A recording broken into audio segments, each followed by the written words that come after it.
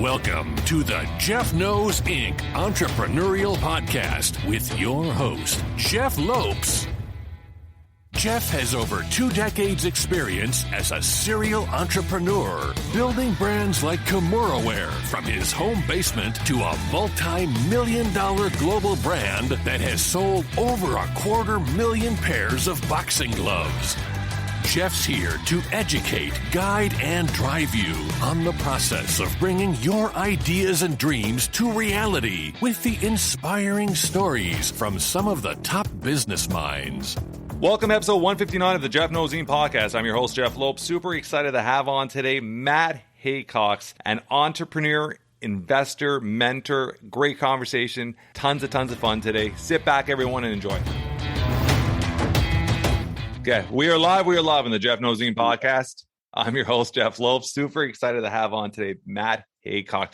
I've been trying to get Matt on our podcast for about a year.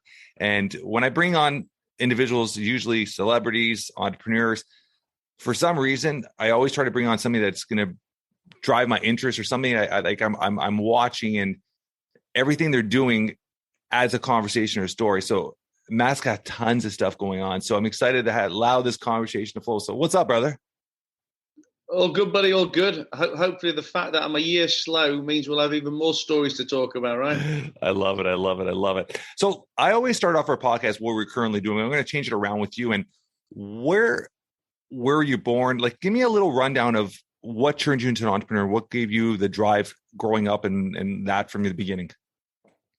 So I was born in Leeds in the north of England, and that's where I've kind of spent my whole life there. Really, I mean, I've always travelled, and obviously up until now, we were just talking off camera about the fact that I'm in Dubai now.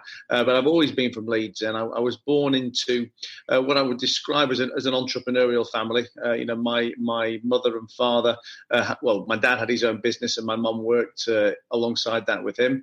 My dad and I are very different. In terms of, I guess, our characteristics and our business styles and our management styles, but undoubtedly the fact that I was born into that background, had a huge bearing on what I do now and on what I kind of wanted to do as a kid.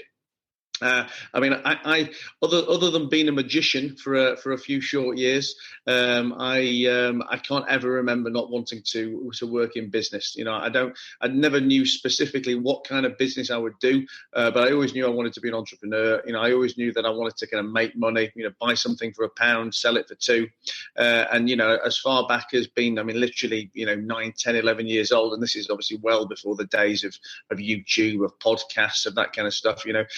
All the books I would read would be business biographies or, business magazines, just kind of consuming any kind of business content I could. And I was desperate to leave school. I was desperate to get out there and kind of make my way in the world. I just never specifically knew what it was going to be, just that it was going to be business in some way, shape or form. And I left school at 18. I was supposed to go to university. When I say supposed to go, I'd gotten into university, and it was something that was very much pushed upon me by my mother and father. 20. We're talking 22 years ago now. So in the kind of late 90s, and certainly before then, I think it was very much considered that if you didn't have some kind of formal university background, you would be almost unemployable in the in the kind of corporate society. So I had it very much pushed upon me, but I never wanted to go, and I convinced my parents to let me take a year off, what we call a gap year in the UK, where normally people will go travelling or do whatever it is they want to do to take a break between school and university. And I so I'm gonna start in business, and I've got a year to try and make something of myself and make something profitable. And if it all goes wrong, then I can go back to university and I guess still be in line with all my friends. And I kind of still joke today that 22 years on, I'm still keeping my fingers crossed that I don't have to sign back up for college in September. Yeah. So what business did your parents run at that time? Well, my parents' business was technology. Was computer software. My dad wrote finance software for leasing companies. So nothing to do with where I started. I mean, my the first business I worked in was a corporate clothing business. It was uniforms, career wear, which it was a business that my dad invested in, and I went to work there in a kind of a sales capacity. Yeah, and it was, my dad had invested. He was supposed to have invested a relatively nominal 5-figure sum, and it was a business that was supposed to be very much well run, well established. Great team in place, and he was really just putting in a bit of extra capital and extra support. yeah. And within a week of being in there, it transpired that couldn't have been any further from the truth. And over the coming weeks, his 5-figure investment became a meaningful 6-figure investment, and the business was pretty much rack and ruin. And I was working there selling. I was still living at home at the time, and I used to come home every night, and I'd be sat at the dinner table saying to my dad, this is ridiculous. You've got to come in, you've got to do this, you've got to do the other. And my dad was, he was kind of semi-retired at the time, so he just wasn't really interested, and he just kept saying, look, I don't disagree with anything you say, but I just haven't really got it in me to do it anymore. And after a month or two of me coming home, hammering the life out of them over dinner, I think my dad finally caved and said, you know what, you basically do what you want with the business. You can have it. You can't make it any worse than it already is.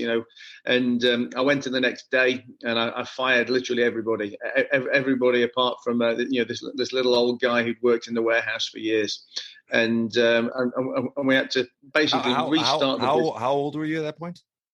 I was, I'll have been 19, maybe 20 at a push, but I think 19.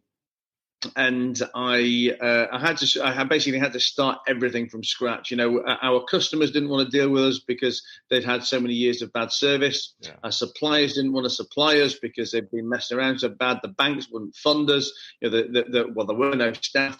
I had to start the business, from the ground up, but had to almost worse than starting from the ground up because we had so much bad association that I had every possible problem you could deal with. And I spent the next kind of 2.5, 3 years on that business. And when I took over, we were losing about £300,000 a year. And after 3 years, we booked our first profit that the business had seen during our tenure of £30,000, and it wasn't huge numbers. Even in those days, it wasn't a particularly exciting number, but it was more the principal factor that that this huge loss had been taken to break even and then turn to profit, and that really by that point I was 22 years old, and I'd seen more problems, more disasters, more things to deal with than someone 3 times my age would have had. And whilst I didn't really understand it at the time, that I guess that background has really been very much the making of my ethos. Today that we only learn from mistakes. Yeah, 100%. Hopefully it doesn't have to be our own mistakes. If we have the right mentors, the right people around us, we can learn from somebody else's mistakes. But I got to make a lot of mistakes, and learn a lot in a very short space of time. Where did that business end up? Did you end up selling out or closing up the business, or still running?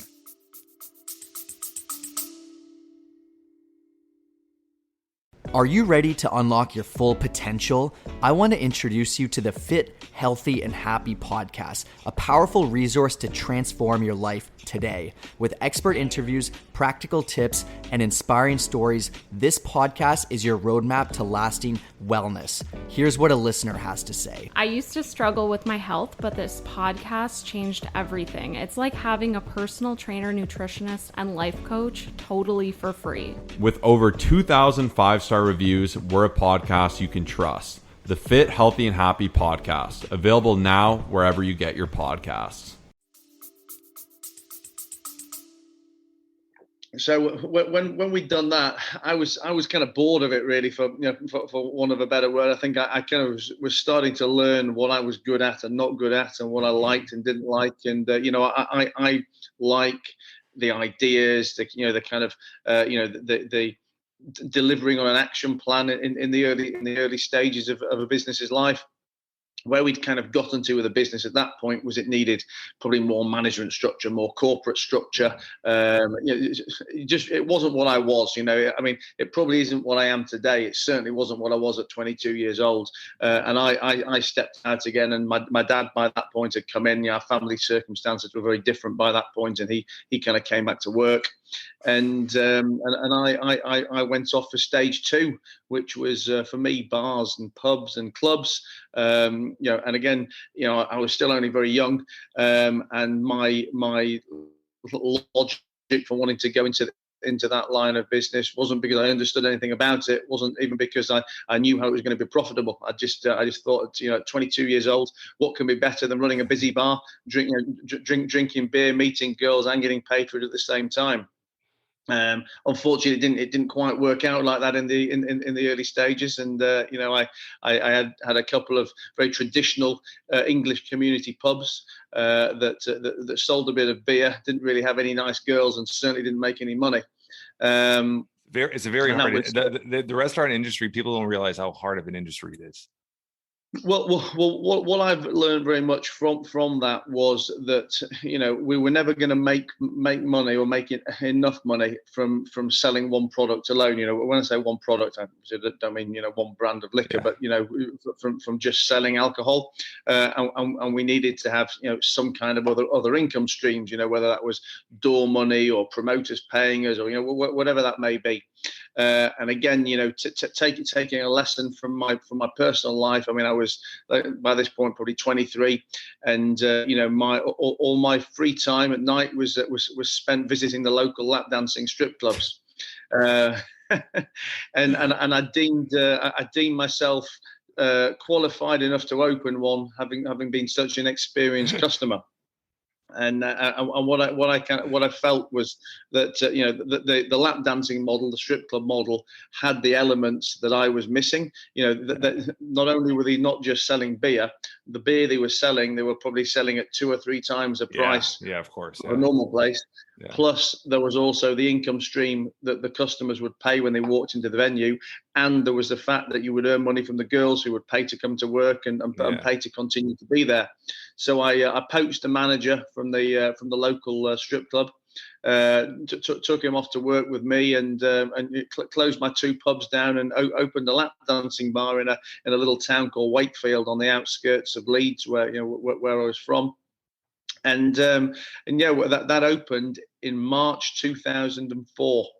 It was called Wildcats, and I guess my ethos for that business as well was, aside from the fact that we had these different income streams, I was going to take what had always been, let's say, a shunned upon business. Typically back then, strip clubs were the domain of either gangsters or, rich man's playthings. They certainly weren't a business model that was considered or treated professionally in any way. And I felt, if we took the model of a formal business, with all the with the sales, the marketing, the human resource, all the aspects that would be contingent in a normal business, and applied it to this model which had great margin.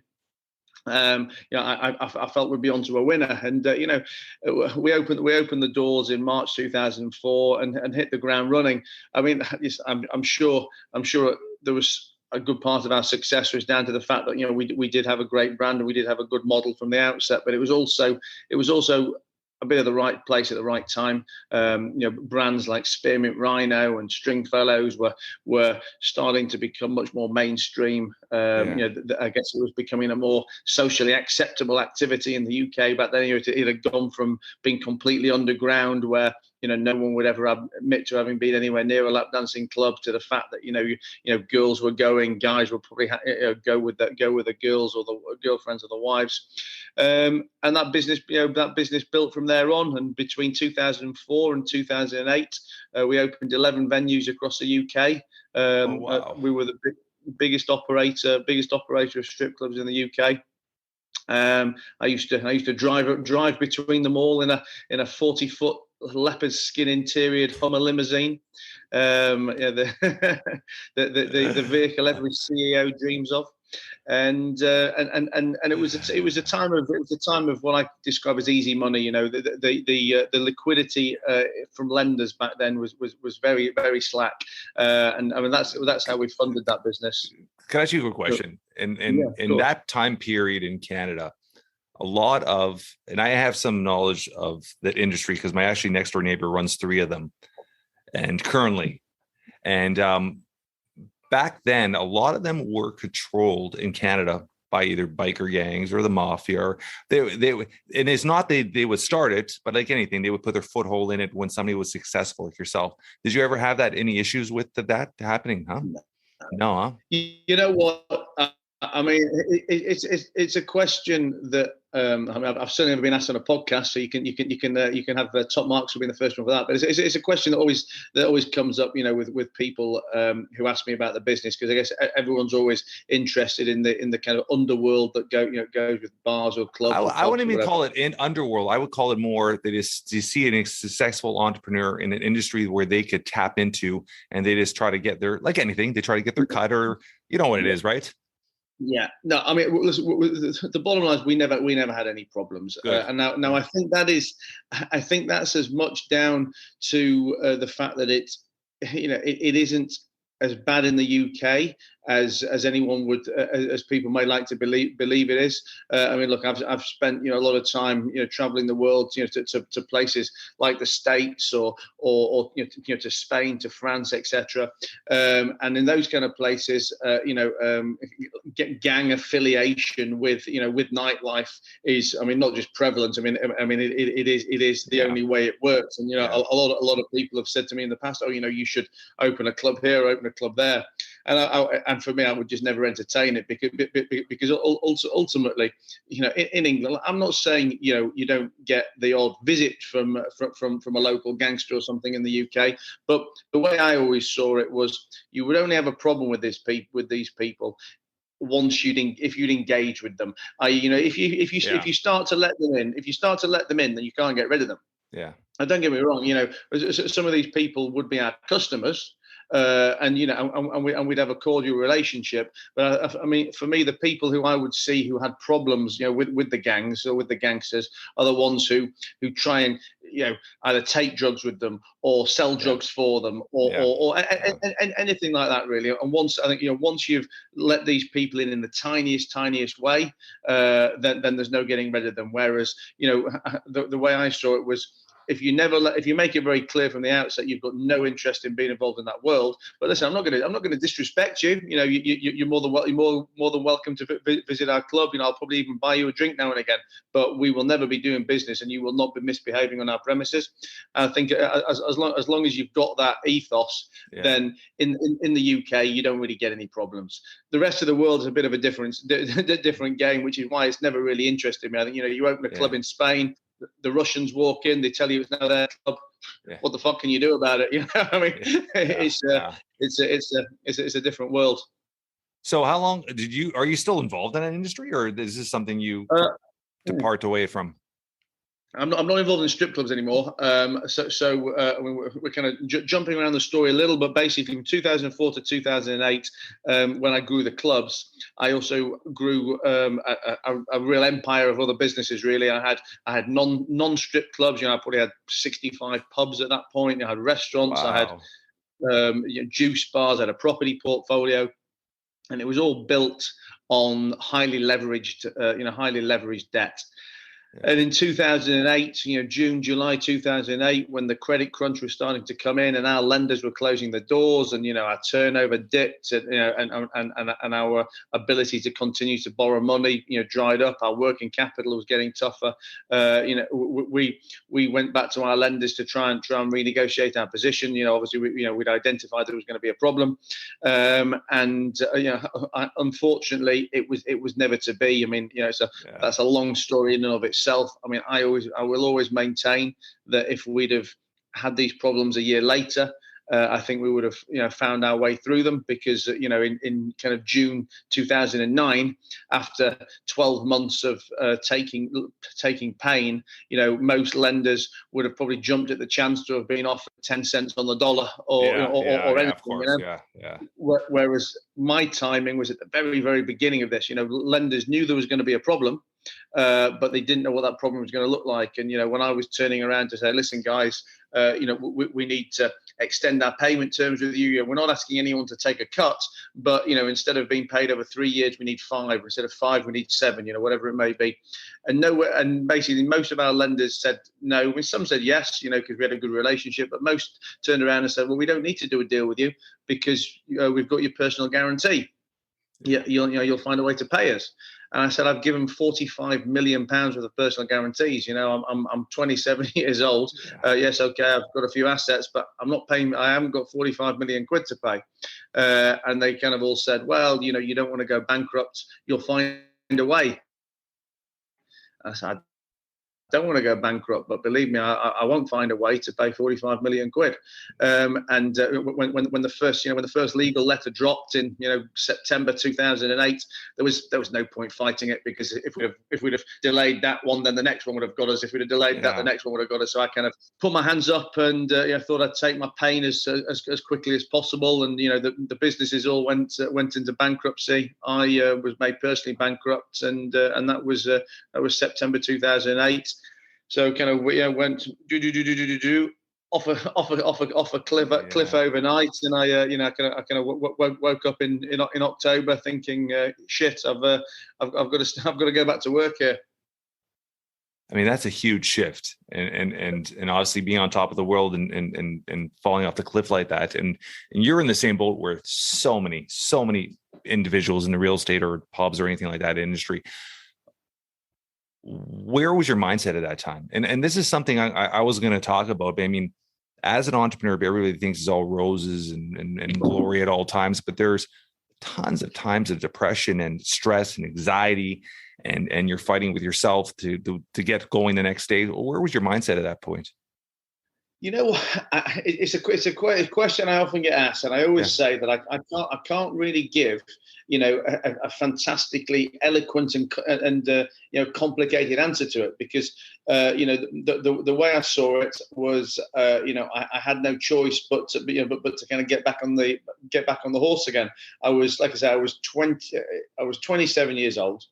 I had a daughter who was 18 months old. I had a wife at home, and so between needing to kind of provide for the daughter, put food on the table, and the fact that I wasn't going to enjoy life skint, I didn't really have any time to kind of think about it or moan about it. And yes, a lot of the people around me at that point were saying your career's over, your reputation's savage, you'll never work again.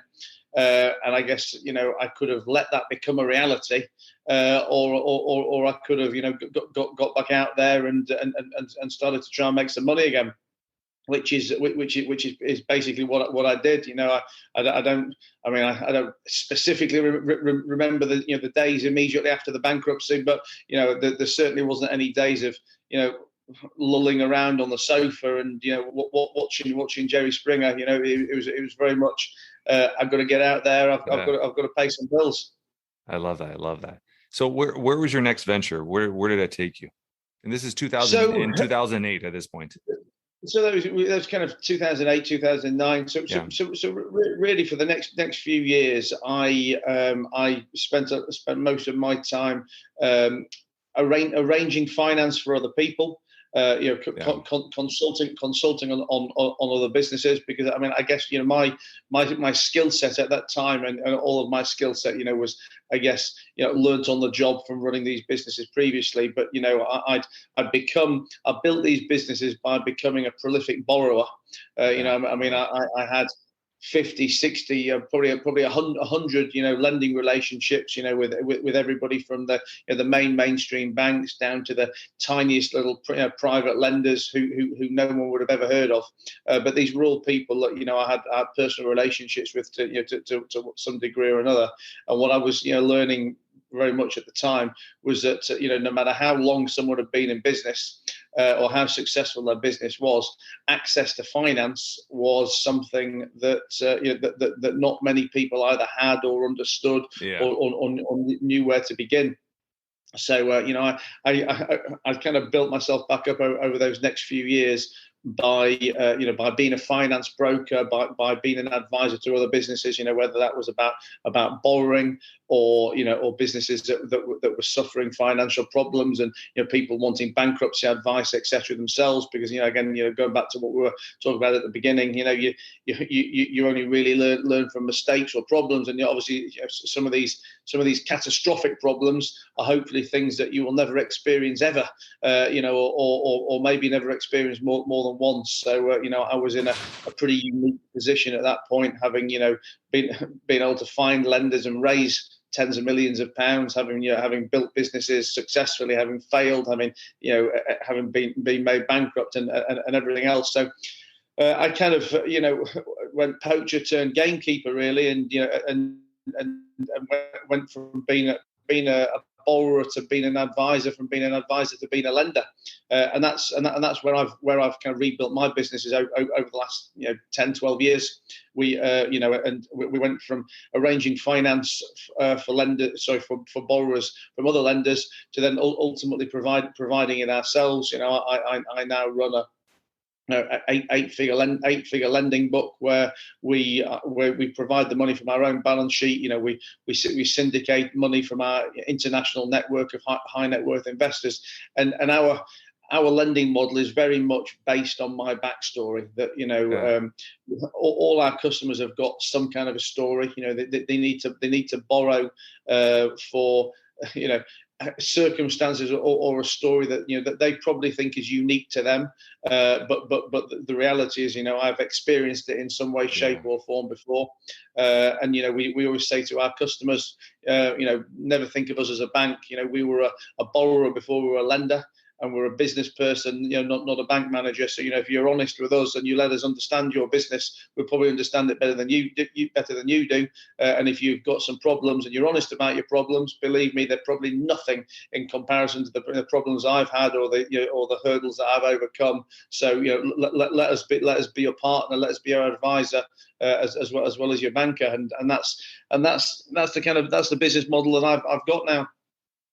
So are you an actual investor in the businesses or just a complete lender?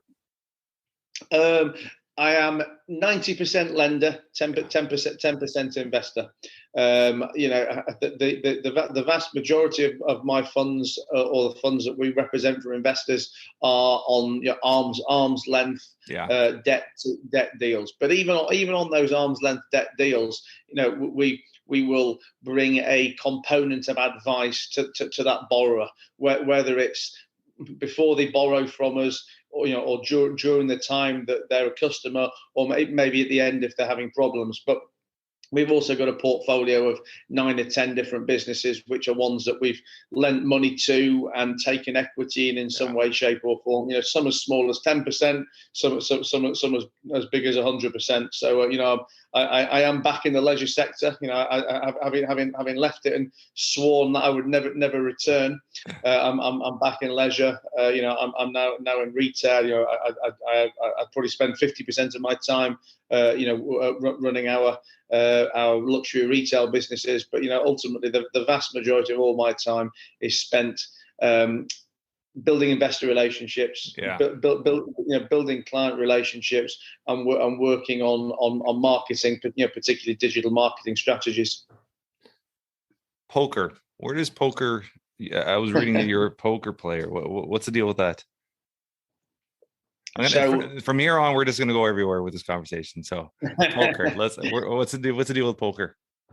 So I used to play. I didn't learn to play poker probably until I was about 24, 25. I loved the game, and when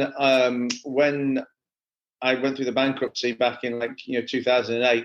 there wasn't much left for me to do back in England at that time. Yes, I was starting to try and build a finance business, but it was something I could have done from anywhere, and wasn't going to particularly benefit from being in the UK. Certainly not from being in Leeds, because I'd obviously been reputationally savaged at the time. Yeah. So I went on an extended traveling trip, if you like, with my wife at the time and my daughter, who was only 2.5 back then, and we went from Florida and around the States, and ended up in Vegas, and I went there to play some poker initially, and played for 2, 3, 4 weeks, and.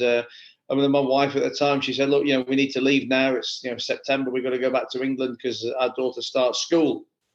And I said, "Well, why, I'm kind of settled here. I'm enjoying playing poker. Why can't we stay here?" To which she was like, "Well, we don't know anyone here." I said, "Well, we don't know anyone. We don't know anyone in England. What difference does it make? We'll give it a go. If it doesn't work out, we can go home whenever." So literally the next morning, we signed my daughter up in a school in Vegas, and we stayed there. We stayed there playing poker. Was it back and forth because of our Esters and stuff? We didn't have a visa, but we had rented a house in Vegas. Put Harley into school, and I stayed there playing poker alongside trying to build the finance business. How long did you do that for?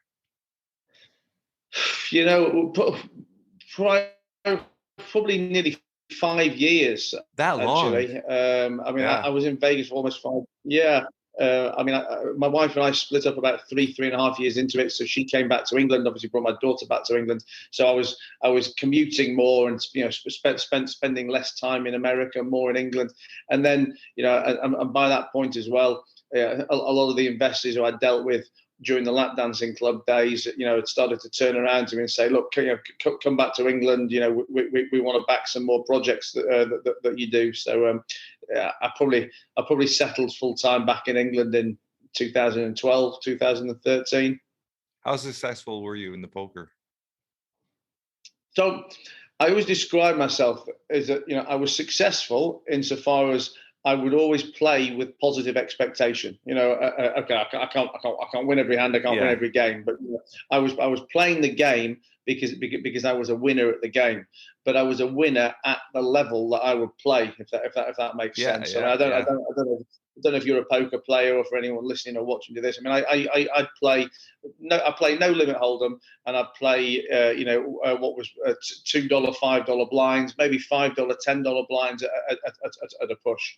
And there'd be games where typically I'd sit down with anywhere between say $1,500 and $5,000 as my buy-in. And if I was making again anywhere between 2 and 5K in a session, I'd be walking away happy. And I would win, 4 out of 5, 8, 9 out of 10 times. But I would be winning at that level of money, not at a level of money that was going to replace what I would want from business. And the problem was that if I went up another level to say 10, 20 blinds or 25, 50, whatever, where the stakes are higher, but the winnings are a lot bigger, and that could have quite happily replaced my business earnings and some, I would have got eaten alive. The guys that played the game at that level, were just a complete class above me, and I think so. But I think for me, that was the important bit of it, and it's really like anything in life that I think it's important to pick your spots. And I played poker. Yes, I loved the game, but I think I loved the game because I love to make money as well. I don't think I loved the game so much if I was losing money. Yeah. And yes, I could have the excitement and the vanity of sitting in some of the huge games. And listen, I'm not going to say I never did it. When I'd had a drink or when I'd felt overly cocky or something. I've done it at times. But I knew my place, I knew my ability, and that's where I was going to be a consistent winner. You have a very similar story to a friend of mine, Rob, that went to Vegas. He was there for actually 6 years, separated with his wife during the process as well, and played, like I said, very similar to you. I mean, the table wise and stuff like that. He never went to that higher level because he realized where he was best suited for and all that. So a very similar story. So it's pretty interesting. Fatherhood. What does fatherhood mean to you? Because I love seeing all your pictures with your daughter, Harley, and everything like that. What does fatherhood mean to you? I'm trying to think of the words. I mean, listen, my daughter is everything to me. In terms of I guess my biggest elements of happiness to derive from her. I want to give her everything. I want her to be super happy. Probably often at the detriment of maybe what's ultimately best for her long term. But I have an amazing relationship with my daughter. How old is she now? She's 15 now. Same as my daughter. Same as my daughter. Born in 2006. Yeah, September 2006. Yeah, and same as my daughter. Yeah. Her mum and I have been, on and off for a long. I mean, we've been divorced for a while now, but even in the early days, we're on and off. But we've always maintained a great relationship, really, which ultimately has given me exactly what I've wanted. With Harley, because for me, I like to try and strike the balance of being able to do as much as I can with her, but also as much as I want to do for myself. And I mean, that may sound selfish, but I think ultimately it's hard to strike the right balance. And I think I do it to a level that I'm happy with. I can see Harley when I want, when she can see me, or I want to see her, but I can still come to Dubai or travel to Vegas or be committed to my work or whatever it may be, and that wouldn't be possible if it wasn't for the relationship I've got with a mum, who is completely, basically cooperative to my timetable. I mean, yeah. When I'm in the UK, we split a 50-50, and that was really very much always on my terms. I don't mean terms as in my timetable. I'll say I'm working on these days, so please can I have her on these, or I'm I want to go to Spain. Can I take her with me? And she's, always completely accommodating to everything. So I can't really ask for more in that department. What mountain did you climb? You documented Kilimanjaro. When did that was what, a year and a half ago? Yeah, a year ago. I did it in October. I think it was the beginning of October last year. It was a complete on a whim.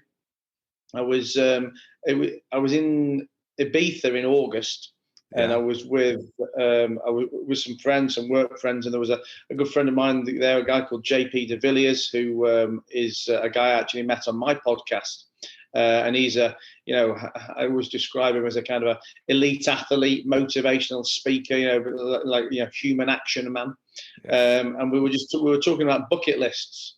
And he was saying, what's on your bucket list? And I was saying, well, I want to do this and that and the other. I'd like to climb a mountain. And he said, well, I'm climbing Kilimanjaro in 7 weeks' time. Why don't you do it with me? I have to say, I wasn't expecting him to say that, but I was kind of like, sure, why not? I thought, well, I can say no, but, when am I going to get the chance? It's one of those things that you'll never get to arrange it with your friends, will you? When you're ever going to get 6 or 7 people who are going to do something like that at the same time. And also, I love spending time with JP. And again, when would I get the chance to spend such a block of time? And if there's anyone to motivate me in a situation like that, he was the man. So I was like, yeah, sure, no, let's do it. And I'd obviously have my friends and a girlfriend and stuff at the time around me, and they're like, well, you've got 6 weeks, 7 weeks. When are you going to start training? So I was kind of like, well, not now, because I'm still on vacation. I've got plenty of wine to drink and food to eat. So I kind of had another 2 or 3 weeks of vacation with a plan to fly back to the UK. And start and have a good blast of 3 weeks training before we did it, which obviously would have been completely inadequate. But when I landed in the UK, I landed back with COVID. Oh wow! And I was, and I wasn't ill. I wasn't ill. It's not a sob story, but I was bedridden for a good few days, if not a week, and then struggling to breathe thereafter. So the kind of time to train was getting shorter and shorter. I then bought some hiking boots, which were very badly fitting. And when I went for the first walk in them, they'd like dented my ankle so badly. I had to stop 2/3 of the way through this walk. And I literally ended up trying the boots on again on the morning of traveling to the airport. and they still hurt. So I had to run to a shop and buy some climbing trainers.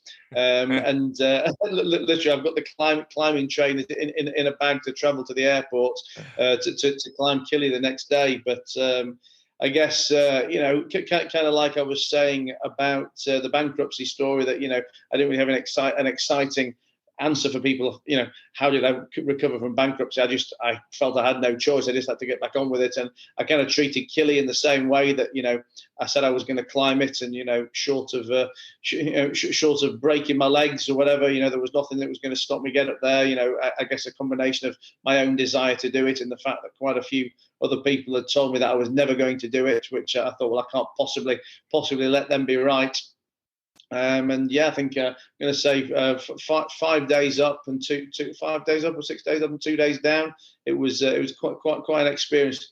Something I describe as the best and worst experience of my life. I'm so glad I did it, but I will never ever be going anywhere near it ever again. So it was 5 days up. Were you going a day at a time and climatizing yourself? Did you have to go back down? Because I mean, you get extreme athletes that do it, and it's hard. I mean, it's not something with the altitude and all that. How did you climatize? You're with a team, I'm assuming. So there was 6 of us so there was 6 of us climbing. Yeah. And we had a support team of about 30. So there was me, there was JP. Oh, that many. Okay, yeah. Yeah. I mean, but they're doing everything from. Look, if it wasn't 30, it was 25. It was that kind of substantial number, and they do everything from building the camp for you each day, where you go to some of them are the chefs, some of them the water carriers. So I mean, the only bag we would carry is we'd have a daily rucksack which had our water for the day and our sweets if we needed some sugar treats and some waterproof trousers and stuff. Obviously our tent and our full rucksack suitcase type thing was carried by the support team. So my team was me, there was JP, there was 2 friends of JP's, and I took a friend of mine who basically she's my friend's daughter. She was an 18-year-old, 19 I think she was at the time, who was just on the holidays from university. And she was at the dinner with me when I said I was going to do it, and she was like, "Well, I'd like to do it. I've got no uni because of COVID right now, so I'll come and do it with you." And then about 5 or 6 days before we were due to climb, I was in London filming a podcast with an explorer, basically a guy who's an explorer for like National Geographic and stuff. And I was talking to him, and while I'm talking to him, he's telling me some stories about how he walked across the South Pole with just him and a videographer, or these crazy stories. And I'm thinking, this sounds unbelievable, the kind of footage that is a real once in a lifetime, if that experience. And I thought, I've got my own videographer that kind of works full time with me. Why am I not taking him? And I thought, as soon as I finish his interview, I'm gonna have to ask him if he fancies climbing Kilimanjaro in 5 days' time. Which luckily he's an explorer and a yoga man and a man of travel himself. So I think he saw it less as an imposition and more of something to jump at the chance to. So he had even less training than me. So when you're coming down, I digress from your question. So your question was, did we acclimatise each day? I mean, yeah. So I forget the specifics of how much we do each day, but we climb each day anywhere from 4 to 8 hours, depending on what the makeup of the land was, and we'd never go up to and then sleep and then come down, if that makes sense. But what we would do is, we may go. This didn't happen for the first 2 or 3 days because the altitude wasn't becoming an issue at that point. But unlike day 3.5, 4, 5, what we might do is climb up from, say, breakfast to lunch. We'd be having lunch at a particularly high peak. And then we may climb down a few, and that would start to acclimatise us.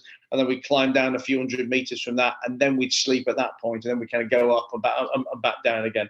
But yeah, I mean, I'm not going to say it wasn't a challenging climb because it was. I mean, it was obviously hard work, but for me, the climbing wasn't the hard bit. The altitude sickness was an issue. I mean, I didn't really suffer altitude sickness, but it would obviously slow you down. There'd be times it would give you headaches and nausea and stuff.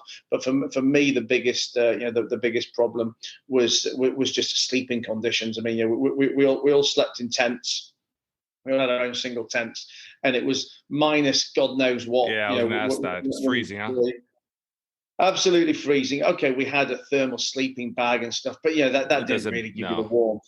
And the tent has no padding, so the tent is just literally on a rock floor. And I don't have the best back anyway. And would be literally, I'd be freezing and spasming to the point that if I slept 1 hour a night, 2 hours a night, sporadically, that was probably a long night for me. And I'd find myself literally at 3-4 o'clock in the morning, shivering, begging for 6 a.m. to come when we start climbing again, because I'd know that when we climbed, A, my legs would be moving, and B, there'd be some sun shining. So I mean, the hardest bit for me was the fact that I just never slept, and I was very, very, very grumpy and and just tetchy about the fact that I just couldn't lie on this floor anymore. What have you done with the footage? Have you done into a documentary? Yeah, we've got a documentary on YouTube. I think it's a 50 minute video of my kind of climb up there and my journey to get naked at 6,000 meters. I managed to take my kit off for a naked picture on the Kilimanjaro sign. I think it was minus 19 degrees. It's crazy. I remember that's one of the photos I saw on your Instagram account. And it's crazy is I was actually just watching, I don't know what movie it was a couple of weeks ago with my kids. And it was on Mount Everest when a whole bunch of I think it was a whole team, I think 6 or 7 of them had passed away on their way down because they hit a storm. And one of the things they said is when you get to a certain altitude, you start over in your head, you start thinking you're too hot and you start taking off all your clothes and all that stuff. And it's crazy. It's like your mind starts playing games where you're freezing, but you start thinking you're hot, you start ripping off all your clothes. And when I saw your picture, I mean, it's something that you do once in a lifetime. So it's pretty special, huh? Yeah, no, it was an incredible experience. It was great to do it with the people I did it with. It'll be stories and memories, memories forever. But it's funny because I've got friends now who've talked to me about what I'd done doing it, or who've watched a documentary and they're like, "Oh, this looks great. I want to do it. Will you come and do it with me again?" I'm like, "Absolutely no." I'll give you all the help and chat you want, but I won't be coming with you. How long you said you're in Dubai right now? I'm in Dubai, yeah. How long have you been in there for? How long have you been there for? Nearly a year. I came here. I'd never been here before. I came here last December on an 8-day holiday, and on day 2, I decided that I was never coming home. It's a different lifestyle there, huh? Yeah, I mean, I love it here. I mean, I'm a massive advocate of the lifestyle here. I mean, I talk I talk about it a lot to people, and I'm conscious I don't try and ram it down people's throats because it's horses for courses. But I find it's there's something about waking up with the sun on your back that always puts you in a good mood anyway. But that aside, I think the place it's very clean, it's very safe, it's got very high standards. It's got great levels of service. But the opportunities here, to meet people, to do business, to do business on a completely different scale. It's like nowhere else in the world that I've experienced. I mean, I've obviously spent plenty of time in major cities like London or like New York or Miami, Vegas. But none of them can really compare to me for the level of people here all the time. I mean, literally, I don't think I ever go to a lunch or a dinner or a pool, I say pool party, not a pool party, like a cabana get together or whatever, and not meet somebody who is either directly relevant to some business I want to do, at a high level, or just someone that I know they'll be a great person to kind of have in my network and build a relationship with in the future. I mean, honestly, the caliber of people here is just next level. So this is something that will be permanent for you going forward, hopefully.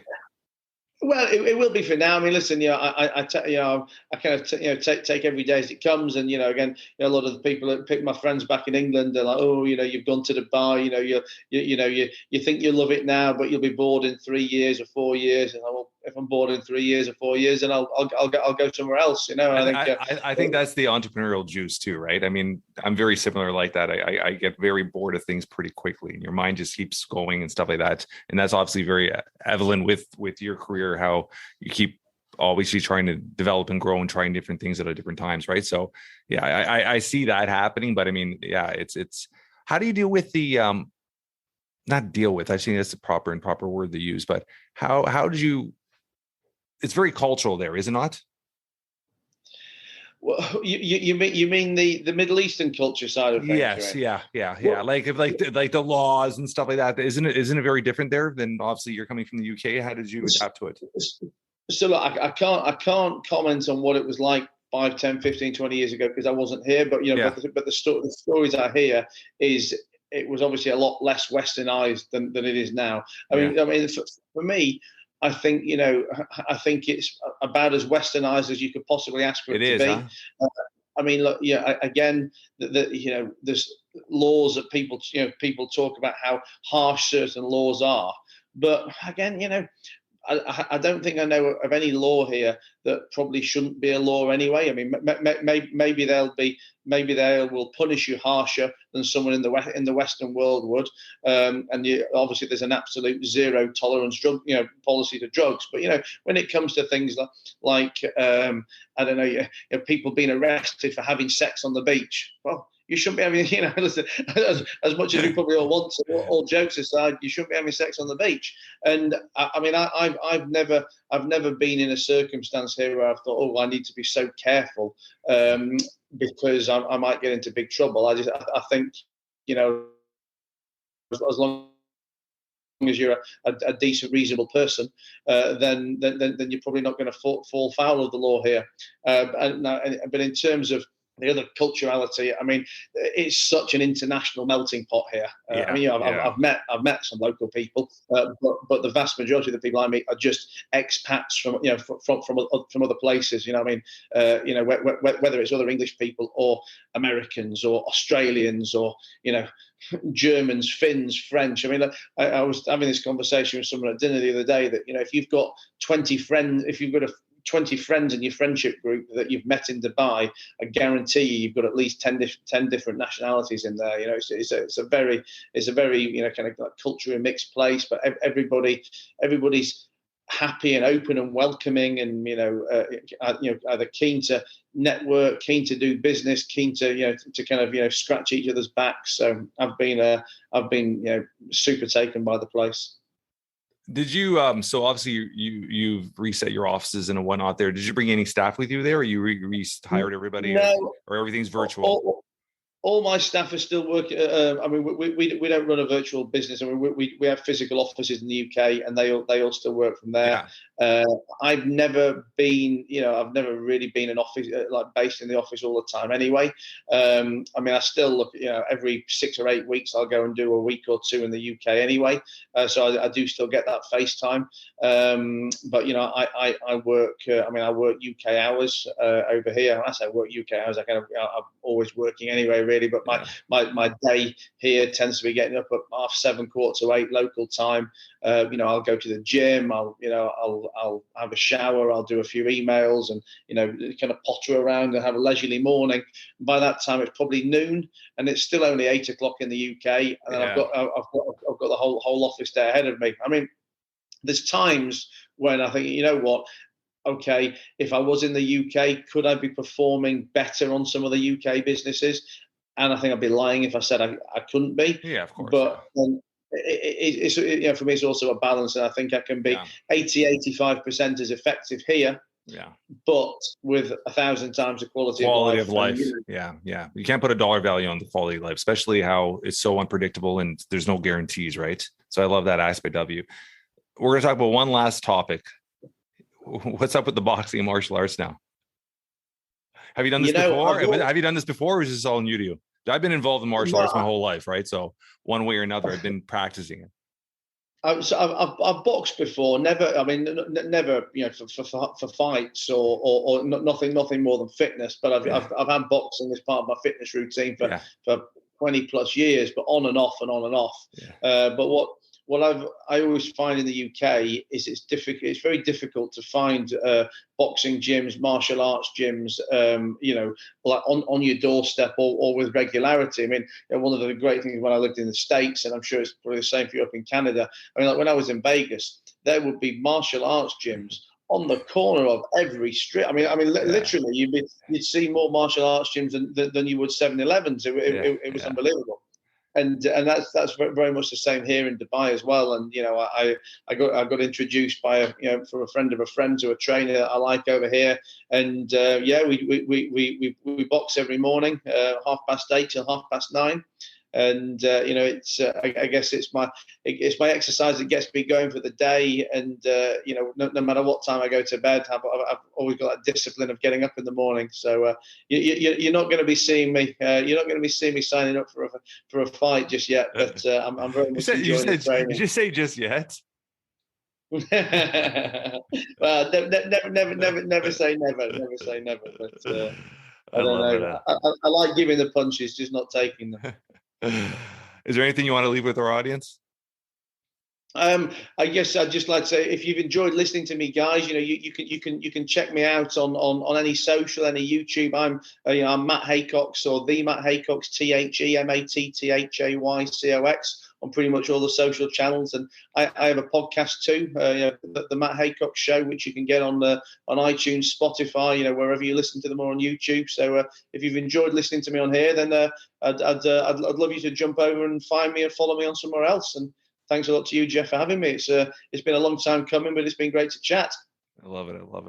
Thank you so much, brother. That's a wrap for today. I want to thank our guest, Matt, for taking time of his incredibly busy schedule to be a guest on the Jeff Knows Inc. podcast. Great conversation. If you guys enjoy this podcast as much as I have, like all weeks, spread the word. Tell your friends, tell your family. Help us grow this. This is something special we're growing here, and I want you guys all to be a part of it. Like all weeks, leave a review. 5 stars will be absolutely amazing. Myself, my team, we love spending time reading the reviews. Until next week, guys, keep moving forward.